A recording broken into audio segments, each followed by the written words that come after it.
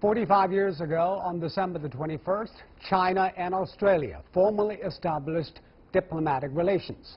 Since then, the bilateral relations have enjoyed tremendous development. But recently, however, there have been some rising tensions between the two countries. Australian Prime Minister Malcolm Turnbull said his country will stand up to China's influence while denying he is anti-China. Why does Australia worry about China's influence? How does Australia's foreign policy reflect the nature of the overall relationship? To talk about these related to the Sino-Australian relations, today I'm joined in the studio by Professor Zhang Yongxian, Director of the Australian Studies Centre at Renmin University of China, and also Professor Greg McCarthy, a BHP Chair of Australian Studies at Peking University. That's our topic. This is Dialogue. I'm Zhou. Before we get started, let's take a look at this. In 1972, then Prime Minister Gough Whitlam took Australia's first steps towards establishing formal diplomatic ties with China. Obviously, symbolically, Gough Whitlam taking that stance to recognise China as the most important thing. At the time, two-way trade was valued at around 113 million Australian dollars. 45 years later, trade has become a cornerstone of that relationship, now valued at more than 730 billion Australian dollars. I think this relationship, 45 years between Australia and China, has underwritten the economic prosperity of Australia. We even had a recession for 27 years, and we've been able to get through the global financial crisis, the Asian financial crisis, because of these very strong links with China. That economic bond was further cemented in 2015 with the signing of the China-Australia Free Trade Agreement. China is now Australia's #1 trading partner, fueled in part by China's rapidly expanding middle class. Chinese tourists now outnumber and outspend visitors here from any other country. And Chinese students account for about 30% of all international students in Australia. Experts say China has also benefited from the relationship. More than 4 decades on, there are continued attempts to further the cultural ties, such as the first official Australian Football League game played in China, front and square is aim on, and they've got a third. And the economic ties. 2017 was declared the year of tourism between the two countries. Despite those attempts, there are also challenges in the evolving relationship. Australia has been critical of China regarding its position in the South China Sea. And recently, Prime Minister Malcolm Turnbull introduced legislation that was aimed at curbing foreign influence and interference in Australian politics. Critics say it was aimed at one country in particular. We have recently seen disturbing reports about Chinese influence. I take those reports, as do my colleagues, very seriously. But most experts agree that the bonds forged 45 years ago are strong enough to weather those challenges in a relationship that in many respects has only just begun. Let's look at the big picture, Mr. Zhang. 45 years have passed. The world is different. China is hugely different. How would you evaluate China-Australia relationship?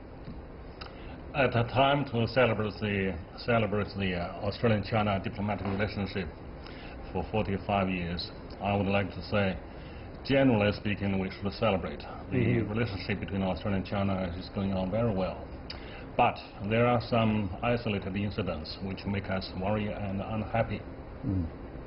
And also, Greg, would you say this is rather positive, or there are some negative turns too? I would agree that overall it's been a very positive experience. And you have to see where we were in 1972. We had hardly any relationships.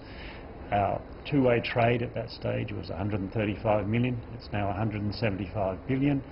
We had probably no students of Chinese origin in Australian universities. There is 157,000 studying in Australia at this very time. So tremendous success. Business to business is stronger than we've ever seen before. Where there might be tensions in some senses is trying to work out government-to-government relations in a period of what the government calls challenges, the pulling back by the US and the rise of China very quickly as a major world power. Let's talk about the most recent tensions. There is some anti-Chinese sentiment among Australians, especially when there is report of Labour MP stepping down, saying that he has been bought by some Chinese businessmen for paying for his trip, and he spoke in favor of China in the South China Sea disputes. And then there were some attacks against Chinese students in Australia. And then Prime Minister Turnbull said Australia will stand up against China. Why there is so many things happening? I think you need to try and take them into different contexts. There is a worry in Australia that China is, in my view, in Australia. China is in Australia. If you think about it, there's 1.2 million people in the last census who said they had ancestries they could trace back to China. There's a lot of business people in China. There's a lot of investment in China. There's over 1 million tourists of Chinese people coming to Australia. So for the first time, Australia is recognising that, in my view, China is in Australia. At the same time, there isn't that many Australians in China, so we don't know each other that well. So each of these incidents come up. So in the case of the politician, he had taken cash from a Chinese person. There's accusations that this Chinese person is an agent of influence, which seems to be a bit overstated. So there's overstatements and sensationalising going on in the press about particular instances, but they're really for domestic politics. The issue is trying to play for the domestic politics, and the Prime Minister is trying to ensure he remains in office, and therefore he's made some statements, I think, that have played to domestic market that don't go well in the international market, and they're paradoxical. Professor Jung is the language expert, but I think the statement about standing up to China is an odd statement. He was badly briefed, I think, in making that statement. You think it is to be consumed by the domestic It's a audience? domestic. I think it's a domestic statement. Unfortunately, he said it in Chinese. I think he was very badly advised to do that, and Professor Jung can say that. But it's an odd statement coming from the Prime Minister, because he led the Republican movement, which we were supposed to stand up against the British Empire and become no longer a constitutional monarch. And we failed, so we did not stand up against Britain. So it's an odd statement, an ironic statement from our Prime Minister, who led that charge to break with Britain. And Mr. How do you look at the response from the Australian side about the recent development? Well, you have asked two questions. One is about something happened in Canberra, in Walden. I must say this, in comparison with the time when I was in Australia in 1983. I was a student in Melbourne. Later on, I worked in Canberra at the Chinese embassy. That's 24 years ago. Well, long time ago, 34 maybe. The Chinese students in Walden Valley, I must let you know this. The Chinese embassy, the education section of the Chinese embassy is located in Walden in Canberra. That's an area away from the city center. What happened? Maybe some students at night went out, met a group of young Australians, asked for cigarettes or money, if something happened. I don't know exactly what happened, but I presume that such things is an isolated case. I would still say this.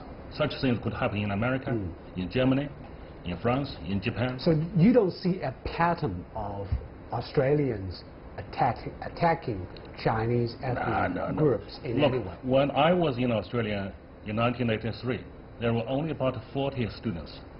Now, my figure is about 98,000 in universities. in university. Large number. Yeah. And they say there is 34% of the international students are Chinese. I don't think Chinese people, Chinese government or Chinese media should worry too much about make a mountain of a molehill saying that Australia is not a safe place. Australia, when you look at the large number of students, they are enjoying the peace, tranquility and comfortable life and studies environment. What's wrong with that? But the media sometimes could give people a kind of different impression. It seems that both the media and the politicians think it might be politically correct to stand up to China because it is a big growing power and has such an increasing presence in Australia. Is that the case? I think there is a tendency now to try and see China a different way, and China has changed a lot, and people are trying to catch up with that change. I think China is very confident. I think it has a president who now people in the world know and is someone who in China seems to be admired. And we're coming to terms with a new leadership that's very confident, and we're not used to the China standing up to the fact that we are a world power. So I think that's a concern. Secondly, America pulling back means we have to work out our own foreign policy. We still want to tie ourselves to America, but we have to recognise that China has risen. And there is anxiety, particularly in the media, who are the sections of the media are sympathetic towards the American position. Sections are diverse. The business media is very much, I think, aware of China and understands China. But most of the Australian media sensationalises, as we've just heard. They tend to track a story and they build it up, and I think that's what's happened in the China story. There's a general concern about where we are with China-ism, but also there's a sensationalisation. And there's very few people in the Australian media who understand China, who've been here, who speak the language. So there's a big gap between our understanding. So if we are coping with such a high-speed change in terms of demography and economic structure in Australia, should the Chinese side have second thoughts about how to approach Australian businesses and how to conducting exchanges with Australia? Yes, great changes have taken place in China over the past 30 years or so. Australians need to readjust themselves to learn to understand Australians. My feeling is that in recent years, particularly after 2010, Cameron, Julia Gillard, Tony Abbott and Malcolm Turnbull, these prime ministers, I think they think they understand a lot about China, but to me, little learning is a dangerous thing. They don't really understand China. What is the thing that they don't understand about? Well, some of them are fluent Mandarin speakers. Malcolm Turnbull tried to For speak example, Chinese. Kevin Rudd. Well, Kevin Rudd speaks good Chinese, but to understand another language does not mean the person understands really what happened. Learning language is a different thing. And what is the thing that he missed? He missed what happened in China. People are still looking at China, thinking about China is 30 years, 50 years ago. That generation of China. People in China are different generation of people. This is something people in Australia, I feel, Greg might disagree. People another thing the Chinese have troubled with is that a large part of Australians' recent economic success should be contributed to its cooperation with China. China invested hugely, by a lot of resources from Australia that will contribute to how Australia weathered the economic recessions. But it seems the Australians are not thankful. I think there's an arm there that's right, but should they be thankful? In many ways, the people who benefited from those exchanges are the large corporations, including my employer, who have had great relationships with China, understand China very well, so their iron ore sales are huge. The coal is the second largest, and then education. And the Australians feel that we're providing a service, we're providing the resources, and that we don't have to... We don't owe you anything. We don't owe you anything. Yeah. And so I think there's that problem. I think there is an issue that we imagine China to be something that it isn't, and we imagine China within our own context of we're a democracy, we think like this, we act like this, we have a particular diverse media that looks like this. And when we look at China, we do so through a wrong prism. We don't see China as it is. We see China as we hoped it might be like us. I think that's one of the big problems. We don't have enough people who enter the debate to say China is what it is, we have to respect it. It has a political system that's different, but we should respect it and we should understand it. So I think that's one of the issues, is that we look at China through our own imagined society, and sometimes China looks at us through their own prism too. So we don't really know and understand each other well enough, and this causes some of these tensions. Exactly. Now we have our own prisms to look at the world. Well, we're talking about the 45th anniversary of China-Australian relations. Later on, we're talking about how Australia is balancing between the United States and China. Australia is really caught between a rock and a hard place. Yes. And according to the latest foreign policy white paper, it says Australia and China have different interests, values, political and legal systems, and suggests that Australia expand strategic relations with other countries, including security dialogue with the US, Japan, and India. It seems in the Chinese eyes that Australia wants to cozy up with the United States, in its security alliance, but also heavily reliant on China for its economic growth. Is that contradictory? It is contradictory. I mean, one of the things that Australia has is a long-standing relationship with America that goes back to feeling America saved us from Japan in the Second World War, so that built the ANZUS Treaty, so we've had long relationships since 1951 or more with America, so we're very close to America. And we expect America to play a pivotal role, if you like, in Asia. But they're not. They're beginning to pull back. And then Australia's trying to think through what do we do about this, and China has risen. So the white paper is an attempt to construct a different Australia and a different way we might go about alliances. It promotes this idea of democracy and Australian values that we've got to look for in other countries. But I think that's a wishful thinking as well. The fact that we... You think it's wishful thinking? Well, I think Singapore is somehow a democracy but quite distinctly different from Australia. India is different from Australia. Japan is different from Australia. We might want to say these are democracies, but does Australia feel more insecure because of America is pulling back from Asia Pacific? I think the way the Australian government talk about it is challenging. We're challenged by a totally different environment we haven't seen before.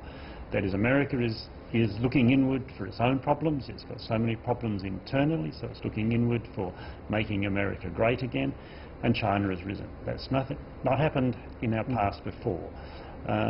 And Japan is also, I think, governmentally flexing its muscles, but internally its economy has been fairly stagnant for a while. So Australia doesn't quite know what to do in that realm.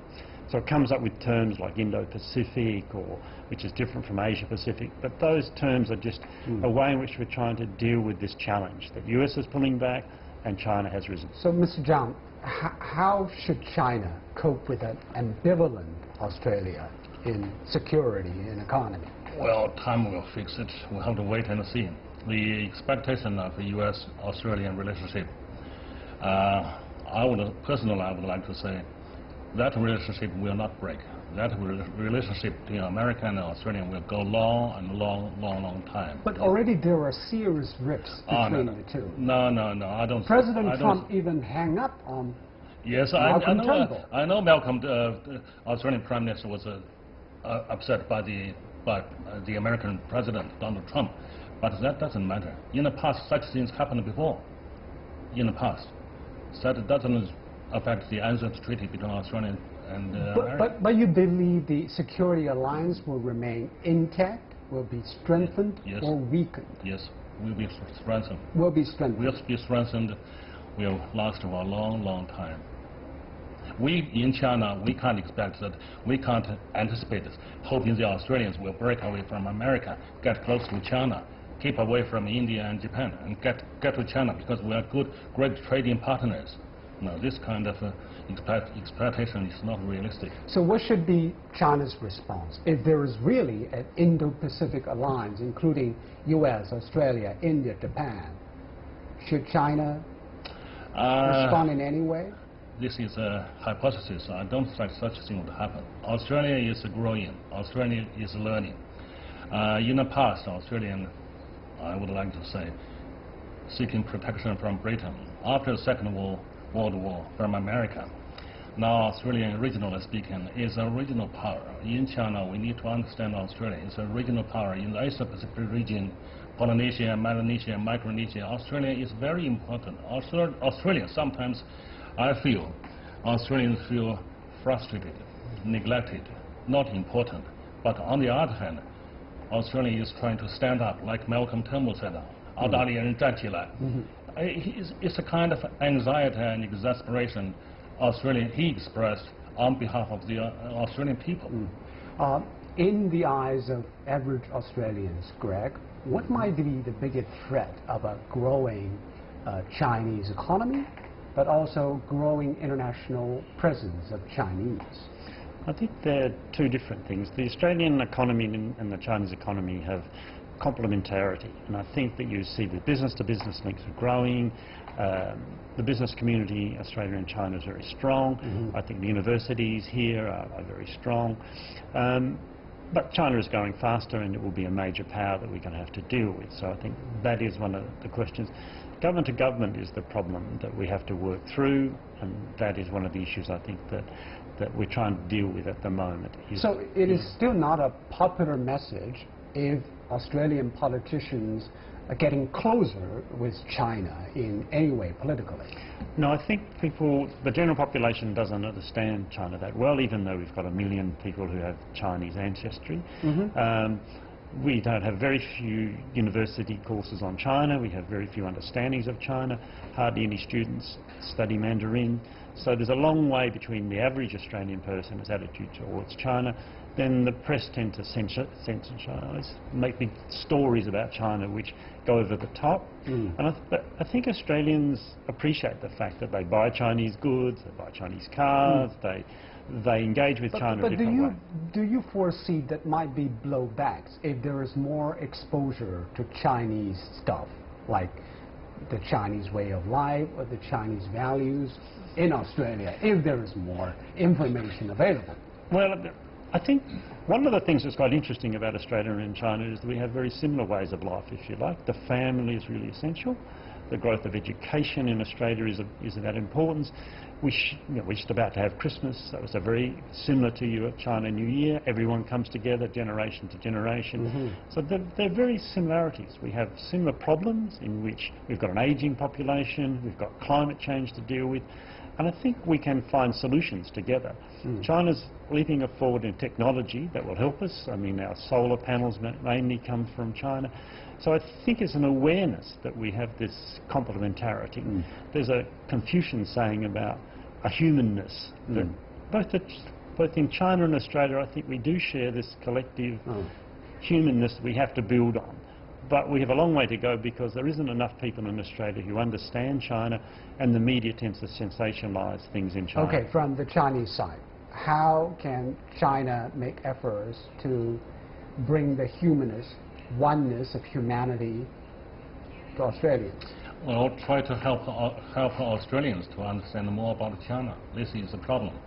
I think we are celebrating the 43 years diplomatic relations, but this relations contact between Chinese and Australians, what I like to say, goes back to the Opium War period, Gold Rush period in the 1850s. Since then on till now, there have been many problems in the past, and 20 years ago there was One Nation Party set up in Australia. Pauline Hanson now is the senator. She represents a group of people in Australia, anti-Chinese or anti-Asian, anti-Aboriginal people. I would like to say the media and the politicians, the Prime Ministers, should not encourage this kind of movement or way of behavior, because it hurts. The people need to understand a bit more about the feelings of the Chinese people. But it seems the track record has been showing Australia has become more liberal, more inclusive than 20 years ago. Is that a correct statement? One of the things about Australia is it's a multicultural society, and that's a word, but it's also a reality, is that 50% of the Australian population were either born overseas or have a parent born overseas. So we're about to celebrate these families together. Most of them are going to celebrate the fact that one of them was born overseas. And this is such a different society than Chinese society. And a large part from Chinese ethnic origin. So you've got 1 million of that now. The largest growing intake have been coming since '92 from China. The second largest language spoken at home is Mandarin. And yet Australia is a monolingual English society. So there's these tensions, and I think we are such a very open multicultural society, and when I teach my students at Beidar, they're really interested in and quite taken with the fact if you're sitting in a room that half the population will have a parent born overseas, which is unusual for Chinese students to recognise. So I think there's a great things to celebrate, the fact that we've had phenomenal change since our White Australia policy was abolished almost the same time, 45 years ago, with the recognition of China. Those things came together, and it's not you know, not a mistake that they did come together. We've opened ourselves up to the world, and it's mainly opened ourselves up to China and to Asia over the last 30 years. In that multi-cultural, multi-ethnic country, what do you think is the Australians most appreciate about the Chinese values or cultures contributing to your country? When you look at multiculturalism, the things they appreciate most is the food. And that's always the case when you look at things. But the other thing I think they appreciate about China is the dynamism and the work ethic. And you know, Chinese students are amazingly hardworking, both here that I teach and in Australia. And so I think Australia's beginning to realise that the appreciation of education is so strong in China that we are beginning to appreciate. So I think within Australia, people love Chinese food, and there's such a variety. We only used to have Cantonese food, but now we have every version of Chinese food. So, and it's always been there, but it's now so much a part of our way of life, so that's important. But I think we're beginning to appreciate the dynamism and the technology of China. You know, we've just had this bike sharing scheme brought into Australia, which is causing regulatory problems, but we're beginning to realise that, oh, we could go back to bicycles. So I think China's exporting ideas to us, and we're picking them up, and we're very open. Australia's an amazingly open society to ideas. Okay, dynamism and entrepreneurship. So, Mr. Zhang, what is your advice to Chinese who are trying to either live in Australia or study in Australia to bring positive and constructive elements? Question. 3 points I would like to make. The first, I think those young people going to Australia to study must realize it's Australia, not their home country. Their culture is different, value judgment is different. They should be prepared to respect the culture of Australia. Also, don't show off too much. Youngsters in China, newly rich people tend to show off. They are rich, they got the money. But this is the last thing to do in Australia. Australians will hate the rich people. Although they like the money from students. They like the overseas students come to Australia because they bring a lot of money. They consume there. This is only one major reason Australians like overseas students. I wouldn't like to say, oh, because of nice food. That's fine. I like your nice food too. But if you don't have the money, go back. The other problem is that some Chinese students do cause problems in China, cause jealousy. This is a very dangerous thing. We need to understand Australian culture, Australian customs, Australian tradition. Traditionally, Australia is a different country in comparison with Britain and America. If you're rich, if you wear gold, 2 mobile phones, go out, smoke. Be humble. Well, respect differences. Yes, I think that's a good point. Thank you very much, Mr. Zhang, and thank you, Greg, for your wonderful insights. You've been watching Dialogue here on CGTN. I'm Zhu in Beijing. Goodbye.